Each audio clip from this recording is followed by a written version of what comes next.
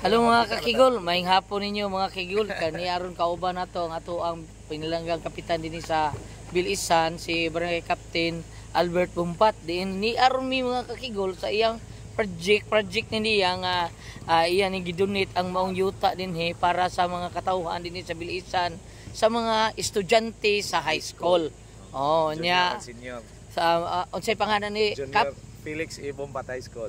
Felix E. Bumpat. In the name of my father. Oh, mao ni ha. Papa. Nya umabot sa ninatong puhon, di lang sa nato isulti kay basta tara mga kakigol Mao ni ang gidunit nga yuta dinhi ni Cap Albert Bumpat. Nya ni high school. Kuwangan pa ni mga kakigol. Tungagan pa niya na nato diri. Laing classroom ato ibutang diri mga kakigol. Nya mao ni kana mga to dito mga kakigol ha. Atong mao ni nya ato mga maestra. Hi ma'am. May hapon diha. Unya mga kakigol dili lang kay nindot ang high school, mga gwapa pasad kay ato mga maestra. Pero buyag sus, pero buyag As mamo. Bisan pa tuod og kanang daga pa.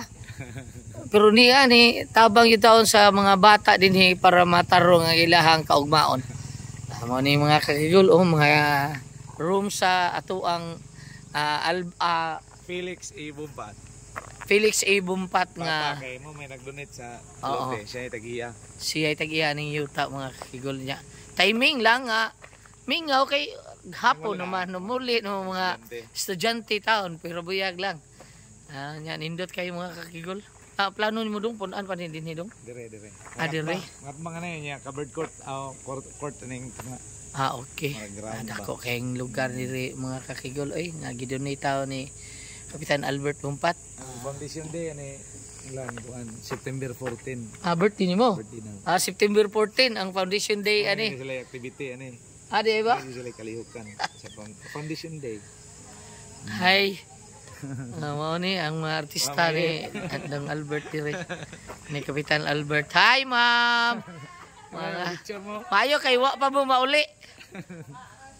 Mao ni mga kakigol Teacher. Ale. Mga maanyag mga teachers po ni sila dong.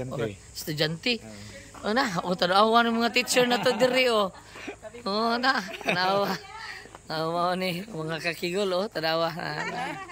Salamat ang Cap Albert Bumpat ang ato ang pinalanggang kapitan nga dako kay hunahuna dinhi sa lungsod sa Panglao pero buyag lang yung taon. Ali, apil na lang ko.